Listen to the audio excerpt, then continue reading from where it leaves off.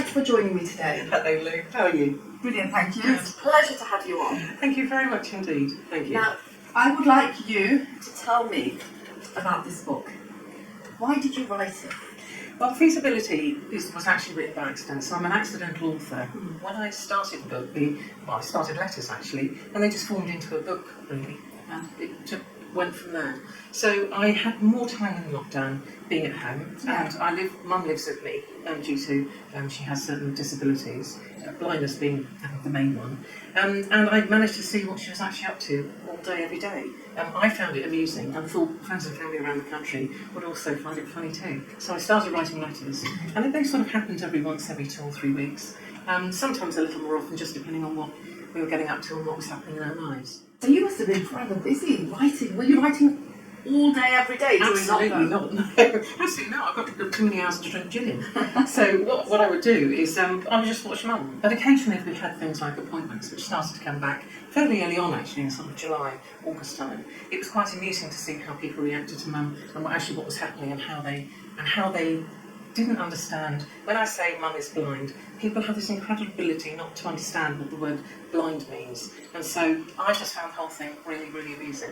And the letters flowed, so it would take me maybe an hour and a half to write one letter.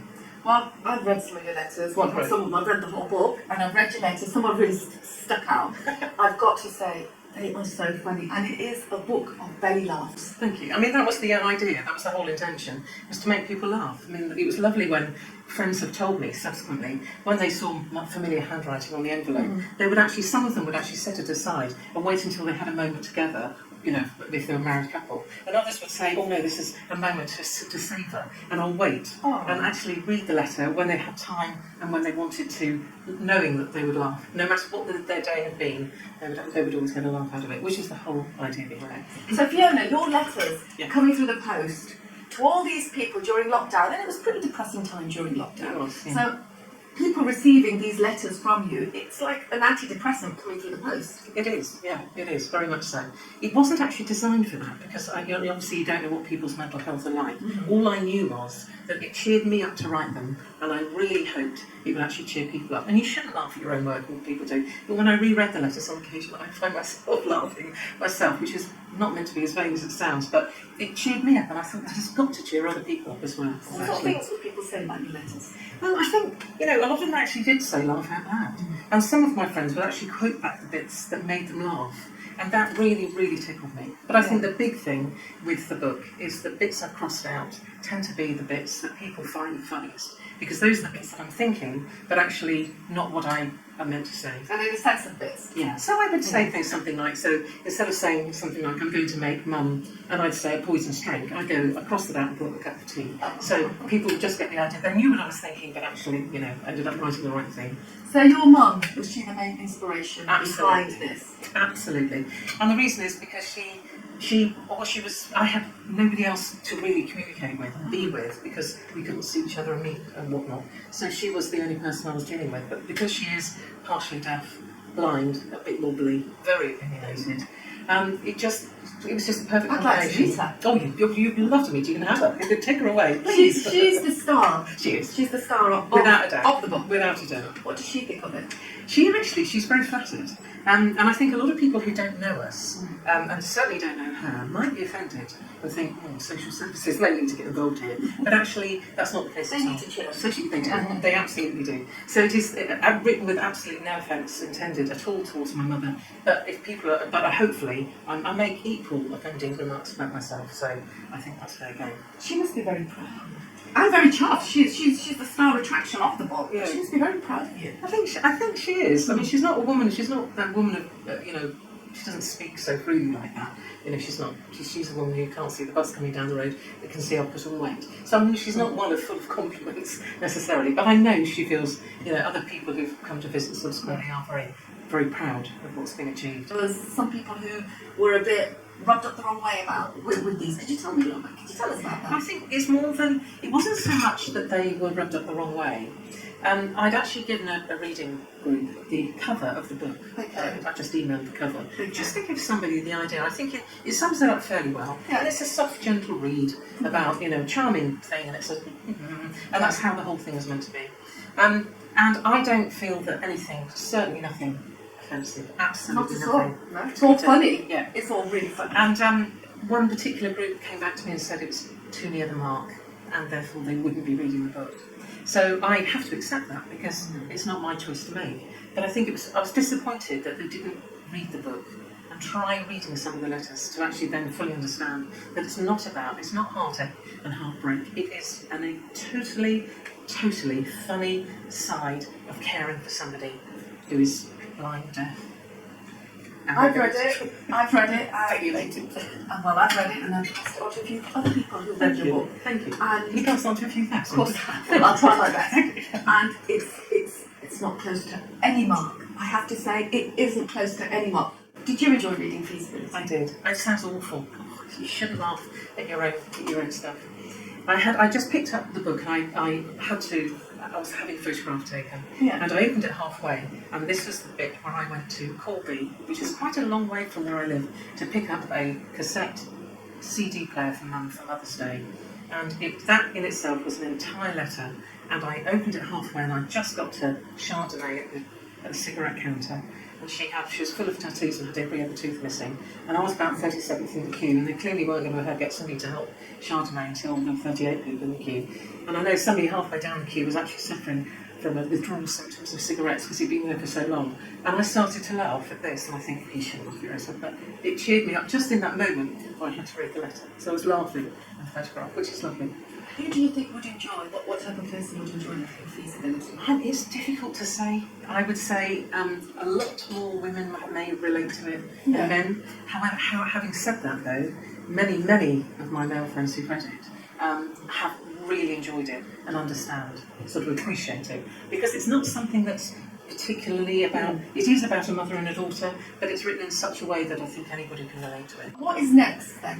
Well, in the pipeline? I actually continued writing letters. There's no reason to stop, because lockdown has stopped. Mum hasn't stopped, I haven't stopped. Mum getting funnier?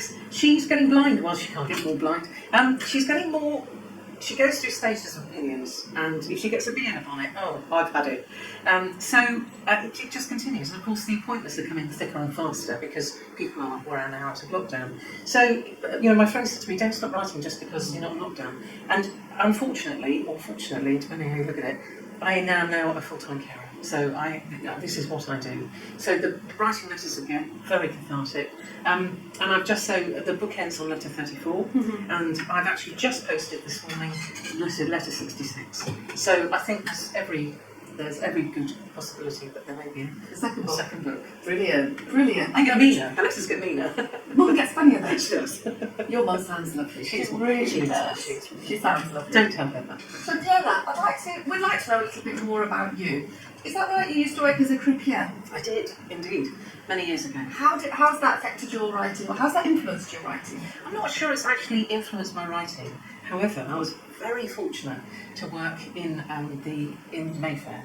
So latterly, before I left the business altogether, I worked as an inspector. That sounds important. I just sat down on a big high chair and overlooked tables. So you were either looking at blackjack or Hunterbank Hill or roulette. And sounds interesting. It's fascinating. I think it's one of those things that if you haven't been involved in the business, everybody wants to know what was that like and how did that work. And it's too long a story to actually get into. I might write it one day. However, a lot of the Mayfair casinos have very, very high-rolling, we call them punters. It's not particularly a pleasant word, but let's say clients. And these clients would spend an awful lot of money. So they'd worked hard for their money, and they wanted to spend it enjoying it by gambling. However, they would sometimes find it difficult to, if the croupier made a mistake, because the croupiers can be nervous, certain clients can make you feel very nervous. And it was my job to make sure that they understood, and I understood their problem and what we could do to help. And because when somebody makes a mistake, they're making a mistake with potentially £5,000, £10,000, £15,000, £250,000 on the spin of a wheel. So if somebody took £250,000 out of my bank account, I would be quite upset. So you would want you to play a great diplomat, and you remain calm under the hardest circumstances, and you are just diplomatic. You've got to make sure you pay them out correctly, but you also have to make sure they are happy with the decisions that you're making or you make together. The whole thing is diplomacy. So patience is a virtue, and it pays spades when you're looking after somebody who you have to realise that it is not what I want out of my life.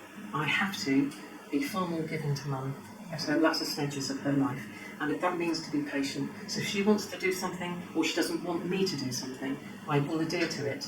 Even though I may not agree with her, I will talk to her if I think she's made a poor decision. Otherwise, we'll go ahead, or I'll let her take that, because it's important to her, and her life needs to be smooth. So you've had a really fun past. I have. Working as a croupier sounds like dangerously fun. Well, it was also, I think the best bit was I was fortunate. The company I worked for owned casinos in London, but they also had a share in Cunard. So the staff for the Cunard ships were selected, and I was selected, fortunately, to do crossings on the QE2 Wow. from Southampton to New York. And then in 1984, I was selected to be one of sort of 10 people to do the World Cruise, which was the most phenomenal time of my life. So, Fiona, what else would you like to tell us before we sign off and we say goodbye? Well, please buy the book. Please buy the book. Where is it available to buy? You can buy it online. It's not at the moment in any shops. Okay. But it's available on major websites. So it's at Waterstones, WH Smith. I'm going to say obviously Amazon. Any large retailers, they're on their web pages. A few words on the book before we go. I think it's just to give people something to laugh about. Take them away from what they're doing today and just sit. Imagine, you don't have to be bipolar, lovely that would be, but just to sit down. Go away from your world at the moment. Don't take an antidepressant, read a book. Well, thank you. Thank you for very joining much me indeed. today. Thank you for joining me today to talk about feasibility. Thank you. Please do buy it. Honestly, you will not be disappointed. Listen to her. You will not be disappointed. It is such a good read. It's funny, it's uplifting, and it'll just, if it doesn't do anything, it'll just make you smile. Please. Thank you, Fiona. You're welcome.